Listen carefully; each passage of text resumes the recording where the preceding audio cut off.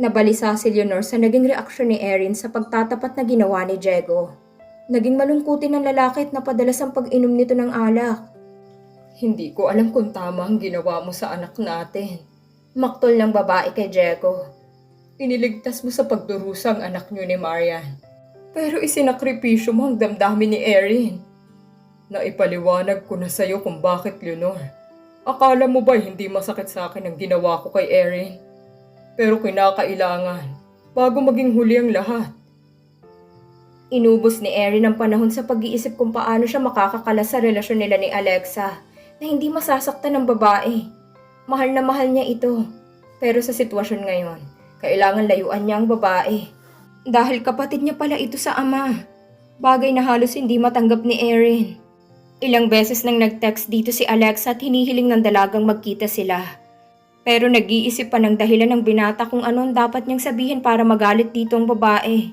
Para hindi gaanong mahirap ang paghihiwalay nila. Naisip ni Erin na sinabi ng ama nito tungkol kay Jay ayon sa pagsasalaysay ni Marian. Marahil sapat ng dahilan ito para makahiwalay siya kay Alexa. Nang magkita sila, pinilit ng lalaki na maging formal at malamig kay Alexa. Kahit na napakahirap gawin nito. Naging malambing pa rin ang dalaga at labis na dinamdam nitong obvious na pagbabago ni Erin. Bakit Erin? May nagawa ba akong hindi mo nagustuhan? Kinakabahang tanong ni Alexa. Napalunok ang lalaki and stared deep into her eyes. Nang angkinin kita sa unang pagkakataon sa isla, Alexa.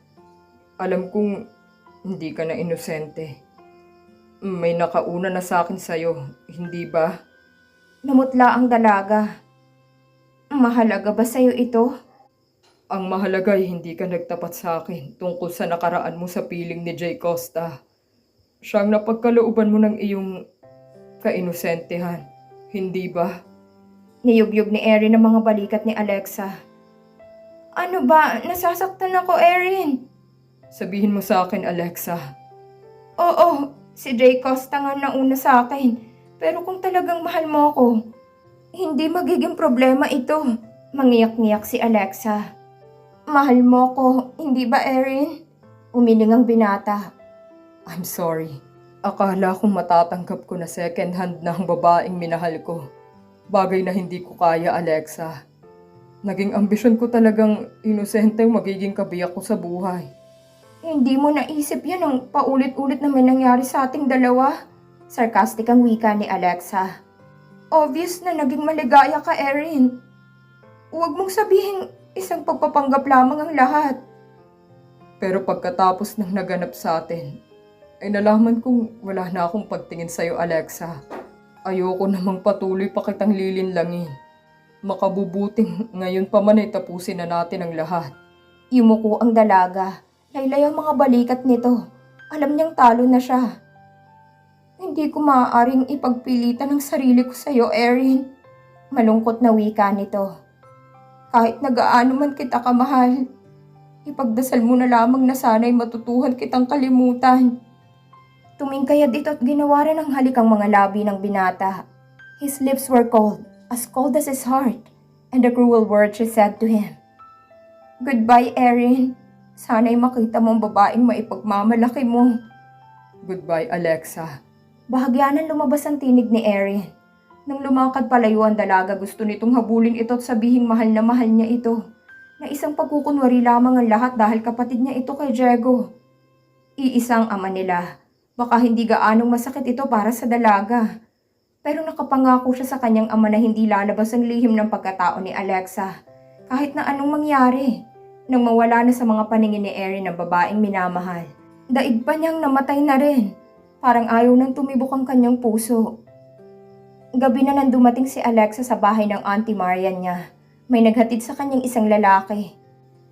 Si Benedict, Auntie Marian. Pagpapakilala ni Alexa. Bago kong boyfriend. Magalang naman ang binata at mukhang mayaman ito. Naamoy ng abogadang alkohol sa hininga ng dalaga. Lasing ka ba, Alexa? Maang na tanong nito. Amoy alak ka. Tumingin ito sa lalaking kasama ng pamangkin. Benedict? Nakita ko ho siyang umiinom mag-isa sa isang music room at sinamahan ko na. Baka mapahamak siya. Pagkatapos ay inihatid ko na dito, mukha pong may problema yata siya. Thanks a lot, iho. At nagmagandang loob ka kay Alexa. Pero boyfriend ka nga ba niya? Nagkibit balikat ang lalaki. Sabi niya, well, I like her. Kailangan lamang sigurong magkakilala kaming mabuti. Pwede po ba akong dumalaw dito? Of course, Benedict. Anytime. Inistima ni Marian ang dalaga. Anong nangyari kay Erin? Tanong nito out of curiosity. Iniwanan na niya ako, auntie. Dahil hindi na daw ako inosente. Nagkakandabulol na saad ni Alexa. Uso pa palang pagka-inosente ngayon. Humahagikik ito na tila nakakaloko. Nagkatinginan sina Marian at Albert. Matulog ka na, Alexa. Anang tsuhin nito. Marami ka yatang nainom. Nakangiti namang pumikit si Alexa. Pagkatapos ay sumungaw ang luha sa magkabilang sulok ng mga mata nito. God, anong nangyayari sa kanya, Albert? Himutok ni Marian. Sa palagay ko ay itong solusyong naisip ni Diego. Ang ipagtapat sa anak ang lahat at pakiusapan nitong kalasan si Alexa without him telling her the real reason. Kaya marahil hindi na sumipot dito si Diego. Well, sa tingin ko talagang hanggang dyan na lamang ang kayang abutin ng pag-iisip ni Diego. It's the only logical thing to do under the circumstances. Pero parang lalong hindi naging maganda ang dating nito kay Alexa. Talagang hindi. Kung ako ang masusunod, Marian. Higit na makabubuting sabihin na lamang kay Alexa ang buong katotohanan. Walang labis, walang kulang. Na anak mo siya at ni Diego. Higit na masakit sa palagay ko ang pag-aakala niyang binitawan siya ni Erin na parang mainit na patatas pagkatapos ng lahat na nangyari sa kanila. Kung ako ang tatanungin mo, higit na masakit ito kaysa malaman niyang anak siya out of wedlock. Pero Albert, pinoprotektahan mo ang iyong sarili, hindi si Alexa. Pinoprotektahan mo sina Sophie at Paulo. Pero si Alexa ang nagdurusa. Hindi mo ba nakikita ito, Marian? What am I going to do then? Set yourself free. Tell her the truth. Iisipin ko ito. Please give me a little more time. At kailangang ikonsulta ko din ito kay Diego. After all, siya naman ang ama. Naging palaisipan ng mga naging kilos ni Alexa ng sumunod na mga araw. Sa halip na malungkot, naging masaya ang dalaga. Palaging paawit-awit ito. Palaging nakangiti at inaayos mabuti ang sarili. Isa lamang ang hindi nagustuhan ni Marian. Tuwing lalabas ito, iba-ibang mga naghahatid dito sa bahay. Pagkatapos ipinapakilala ng dalagang boyfriend niya. I don't like the way things going with her, Marian. Ani ni Albert. Nagwawala si Alexa, pero in a subtle manner. Baka mapahamak ito. Gusto mo ako nang magsabi sa kanya ng lahat? Wag muna, Albert. Please, let me handle this. Okay, but do it soon. Baka mahuli ang lahat, Marian. Hindi na normal ang mga ikinikilos ni Alexa. She's becoming more restless every day. Parang isang unos na gusto ng sumambulat. Bago nga na ipagtapat ni Marian ang lahat ay nagtangkang magpatiwakal si Alexa. Nilaslas ng dalagang kanyang kaliwang pulso. Mabuti na lamang at naagapan agad ito ni Melissa na nagkataong naroon noon at naisugod ang dalaga sa ospital.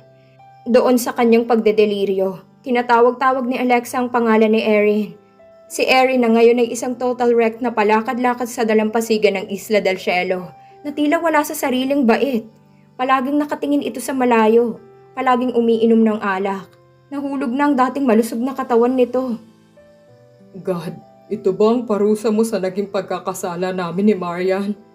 Naitatanong na madalas ni Diego sa sarili.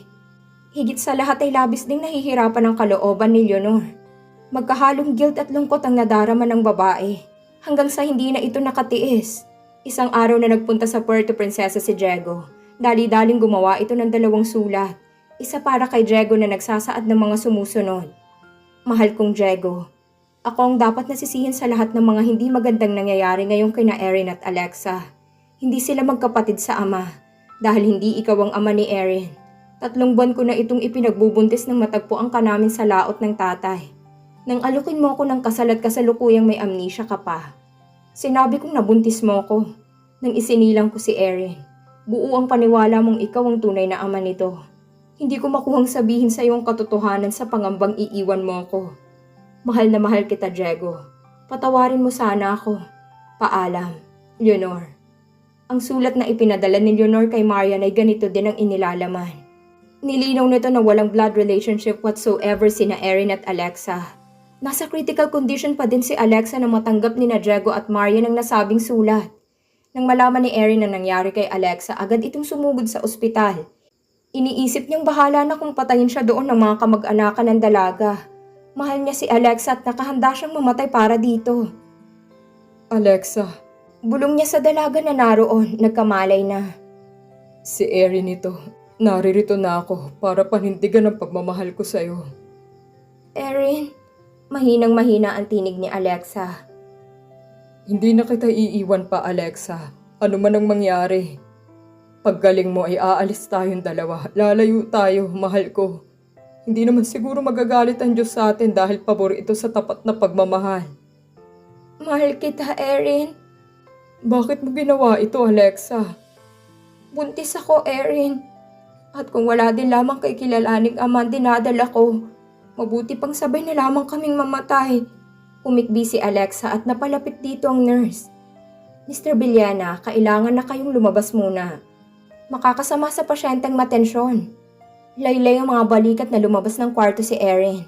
Hindi sila nagpang-abot ng tatay nito na noon ay papanhik na sa palapag na kinaroroonan ni Alexa, kasama ng lalaki ang mag-asawang Marian at Albert. Ang sulat ni Leonor ang naging solusyon sa lahat ng problema.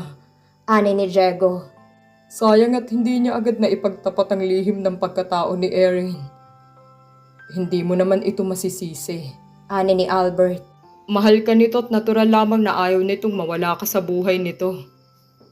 Bakit nga ba higit na maraming suliranin ang naidudulot ng pag-ibig? Tanong ni Marian. Kung maipapanganak akong muli, palagay ko'y hindi na ako iibig pa. Napangiti na lamang si Albert, inakbayan nitong asawa. Nadatnan nila sa corridor ng ospital si Erin. Haggard na haggard ito at hindi na yata makuhang mag-ahit. Malaking ipinayat nito. Matagal ding hindi nakikita ni Diego ang anak. Dahil sa labis na pagdaramdam ay umalis sa isla si Erin. Kung saan-saan ito naglalagalag pero palagi nitong sinusubaybayan ang kalagayan ni Alexa. Nag-usap ang apat at ipinakita ni Diego ang sulat ni Leonor sa anak. Napamaang si Erin nang malaman nitong hindi pala niya tunay na ama si Diego. Anak pa rin kita, Erin. Walang nagbabago.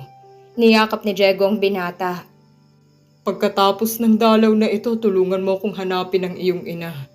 Napamahal na sa akin si Leonor at wala akong pakialam kung ilang beses man itong nabuntisan ng iba. Salamat, Itay. Ani ni Erin. Naging mabuting asawa naman si nanay sa inyo, hindi ba? Oo. Saan kaya ito maaaring nagtungo? Simple lamang ang nanay mo, Erin. Tsak na bumalik ito sa fishing village na sinilangan nito. Doon tayo unang maghahanap. Naging mabilis ang recovery ni Alexa. At nang malakas na ito at kailangan ng iuwi, hiniling nitong sa Isla del Cielo siya dalhin ni Erin, na pinaunlakan naman ni na Paulo at Sophie. Ang mahalaga sa kanila ay ligtas na si Alexa, at tila nakita na ng dalagang lalaking tunay na nagmamahal dito.